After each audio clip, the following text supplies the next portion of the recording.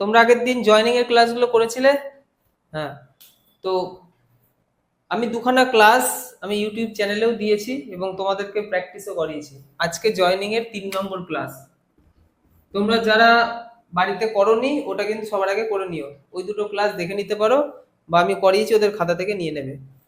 3 নম্বর class আমাদের joining এর যে ক্লাসগুলো চলছে, এখানে কিন্তু আমি কোনো রকম ভাবে রুলস ইউজ করছি না। আমরা সেন্টেন্সটা পড়ছি, তার একটা বেঙ্গলি মিনিং বার করার চেষ্টা করছি এবং বাংলায় যদি জয়েনিং দিত আমি কোন সেন্সে করতাম সেই সেন্স অনুযায়ী কোথায় কোন ওয়ার্ডটা বসানো যায় সেই অনুযায়ী কিন্তু জয়েনিং করছি। ঠিক আছে, এখানে কোনো রুলস হবে না, আমরা পরপর সেন্টেন্স করব। আগের দিন আমরা কি করছিলাম, কোন সেন্টেন্সে করছিলাম আগের দিন? সিম্পল সিম্পল সেন্টেন্সে করেছি, কমপ্লেক্সের কিছুটা করেছি। আজকে কমপ্লেক্সের বাদবাকি অংশ থেকে কম্পাউন্ড সেন্টেন্সে যাব। আমি অল্প কিছু সিলেক্টেড কয়েকটা মানে এক্সাম্পলই নিয়ে এসেছি, যেগুলোর মধ্যে দিয়ে তোমাদের জয়েনিং এর 3টে অংশই কভার হয়ে যাবে, সিম্পল, কমপ্লেক্স, কম্পাউন্ড। ঠিক আছে, দেখো সেন্টেন্স, দেখো প্রথম সেন্টেন্স, আমি সেন্টেন্সের মধ্যে দিয়ে কিন্তু বোঝানোর চেষ্টা করব। রাজা gave me the rose, he was A cute বয়। তাহলে রাজা রোজ দিয়েছে এবং সে একটা কিউট বয়। তাহলে রাজাই আমাকে রোজটা দিয়েছে এবং রাজাকেই আমরা কিউট বয় বলছি। দেখো তাহলে রাজা, হি আর এ কিউট বয় একই ব্যক্তি। তো একই ব্যক্তির ক্ষেত্রে আমরা, এটা তো নাউন তাই তো, আর এটা হচ্ছে প্রোনাউন। আমরা প্রোনাউনকে নেব না, আমরা কাকে নেব? নাউনকে নেব।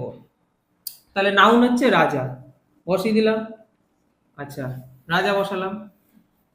এ কিউট বয়, কে কিউট বয়? রাজাই তো কিউট বয়, আমি কমা দিয়ে এ কিউট বয় লিখতে পারি।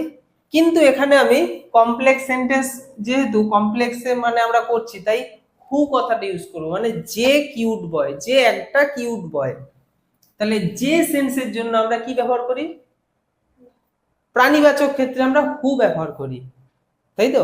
তাহলে লিখবো হু, রাজা হু, হু ওয়াজ এ কিউট বয়, তাই তো, ওয়াজ এ কিউট বয়। রাজা হু ওয়াজ এ কিউট বয়। আচ্ছা, তারপরে কি করবো? বাদ বাকি যা আছে লিখে দেবো। গেভ মি দ্য রোজ, ঠিক আছে, gave, gave me the rose.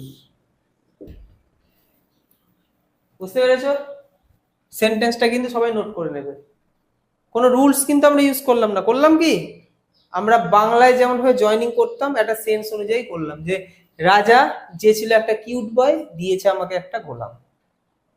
চলো পরের সেন্টেন্স, নেক্সট সেন্টেন্সের দিকে এবার তাকাও। I am going to Alipur, there is a zoo is situated. তার মানে আমি আলিপুরে গিয়েছিলাম, সেখানে একটা সিচুয়েটেড রয়েছে। কি সিচুয়েটেড রয়েছে মানে কি রয়েছে? জু রয়েছে, চিড়িয়াখানা রয়েছে। আলিপুরে চিড়িয়াখানা আছে না? আচ্ছা, তাহলে এটা তুমি যদি বাংলায় করতে, কিভাবে করতে বলো? বাংলায় যদি করতে, যে আমি গেছিলাম আলিপুরে, there is a zoo is situated. আমি আলিপুরে গিয়েছিলাম যেখানে একটা চিড়িয়াখানা ছিল, তাই তো, সেন্স তো এটাই বলছে। তাহলে আমরা কি করব? প্রথম অংশটা যেমন আছে লিখে দেবো। যেহেতু আমি গিয়েছিলাম আলিপুরে, তাহলে I am going to Alipur হলো। আচ্ছা, যেখানে, তার মানে কি বসাবো আমরা? হোয়ার, WHERE, হোয়ার, যেখানে। তাহলে হোয়ার বসিয়ে দিই। হোয়ার, হোয়ার এ জু ইজ সিচুয়েটেড, যেখানে একটা চিড়িয়াখানা অবস্থিত ছিল। তাহলে হোয়ার এ জু ইজ সিচুয়েটেড। বোঝা গেল? ওটা কাঁপছে খুব। তো I am going to Alipur where a zoo is situated. আমি আলিপুরে গিয়েছিলাম যেখানে একটা জু সিচুয়েটেড ছিল। আশা করি বুঝতে পেরেছো। আমরা এখানে কি করলাম? জাস্ট হোয়ার কথাটা ব্যবহার করলাম, দেয়ার ইজটাকে বাদ দিয়ে দিলাম। দেয়ার ইজ এর বদলে, দেয়ার এর বদলে আমরা হোয়ার বসালাম, আর দেয়ার এর, এই হোয়ার এর পরে সাবজেক্ট বসাতে হবে। এ জু হচ্ছে সাবজেক্ট, ঠিক আছে, সাবজেক্টের পরে ভার্ব। তাহলে সাবজেক্টের আগে ভার্ব দিয়ে আমি কি করব? আচ্ছা, রাজা রাজা speaks truth, all know that. রাজা সত্য কথা বলে, সবাই এটা জানে। তাহলে সবাই জানে রাজা সত্য কথা বলে। কিছু আছে জয়নিংটার মধ্যে, কোনো রুলস সূত্রের প্রয়োজন আছে? কারণ রুলস অনুযায়ী তো তুমি সব করতে পারবে না, কারণ বিভিন্ন সেন্টেন্স দিয়ে পরীক্ষার সময় বিভিন্ন রকম ভাবে সেটা করতে হবে। মানে তোমার রুলস এর মধ্যে সবকিছু পড়বে না, তুমি যত প্র্যাকটিস করবে তত পারবে। তাহলে সবাই জানে যে, all know that, all know that. দেখো সবাই জানে যে, এই যে এর জন্য দ্যাট কথাটা এখানে দিয়ে দিয়েছে, যদি না থাকতো তাহলে আমি এখানে দ্যাট বসিয়ে জয়েনিং করতাম। যেহেতু দ্যাট দিয়েই দিয়েছে, এখানে আর নতুন করে কোনো ওয়ার্ড বসানোর দরকারই নেই। সেকেন্ড সেন্টেন্সটা প্রথমে বসাবো, ফুল স্টপ তুলে দিয়ে প্রথম সেন্টেন্সটা বসিয়ে দেবো, দিয়ে ফুল স্টপ দিয়ে দেবো। তাহলে অল নো দ্যাট রাজা স্পিক্স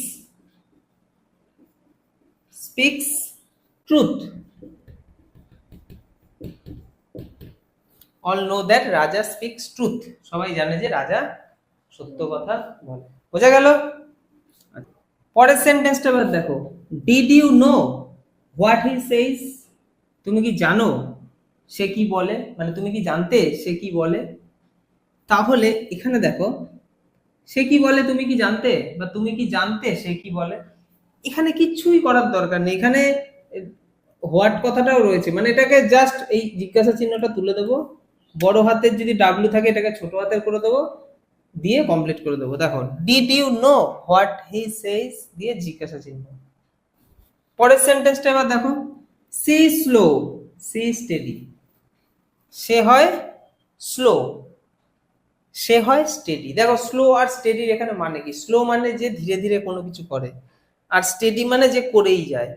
একটা জিনিস আমাদের মনে হতে পারে যে ধীরে ধীরে করে, সে একটা সময় পর, মানে তার শরীরে যেহেতু এনার্জি কম বলেই তো সে ধীরে ধীরে করে, তো সে একটা সময় পর থেমে যাবে।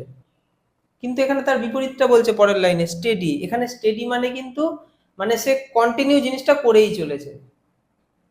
তার মানে জিনিসটা কিন্তু বিপরীত সেন্স বোঝাচ্ছে। স্লো ধীরে ধীরে, স্টেডি ঠিক তার বিপরীত সেন্স বোঝালে সেটা কম্পাউন্ড সেন্টেন্সে চলে আসে, এবং সেটাকে আমরা বাট ইউজ করব। বাট যখন বিপরীত সেন্স আসবে, যদি একই রকম সেন্স আসে, মানে তার এটা আছে ওটা আছে, তখন আমরা করব তার এটা এবং ওটা আছে। কিন্তু তার এটা আছে ঠিক তার বিপরীত কোনো একটা অংশ যখন বোঝাবে, তখন আমরা অ্যান্ড বসাবো না, বাট বসাবো। এখানেও ঠিক তাই, সি স্লো, এখানেও সি আছে এখানেও সি আছে, এখানেও ইজ আছে এখানেও ইজ আছে। তো আমার দুটো নেওয়ার দরকার নেই, একটাকে বাদ দিয়ে দেবো। ঠিক আছে, এটা বাদ।